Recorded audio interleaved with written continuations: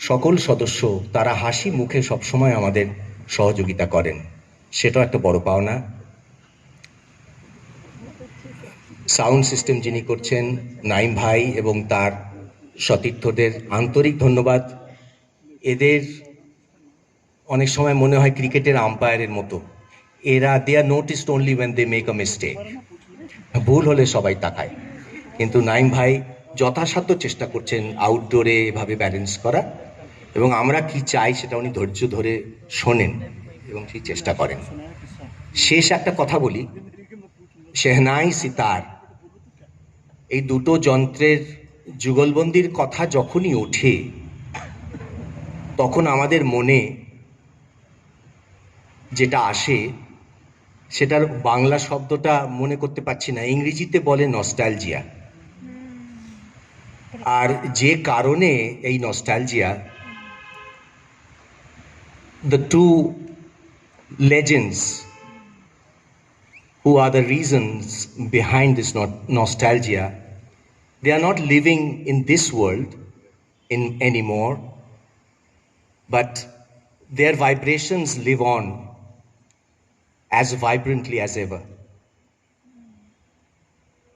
Our intention is not to recreate that heritage, it is not possible.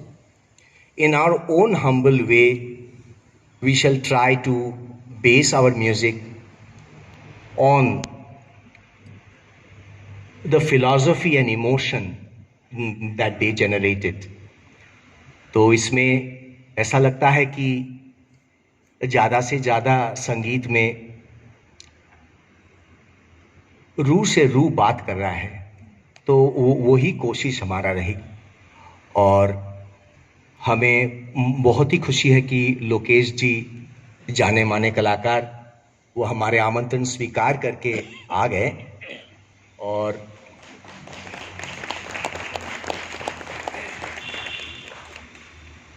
मुझे तो ऐसा लगता है कि हिंदी में बांग्ला में गाना बजाना या गान बाजना, বাজনা গান কখনো বলে কেউ?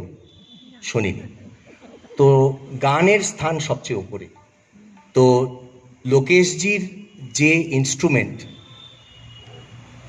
তার ভাবধারা, তার পুকার, তার অস্তিত্ব সবই গানে চিহ্নিত।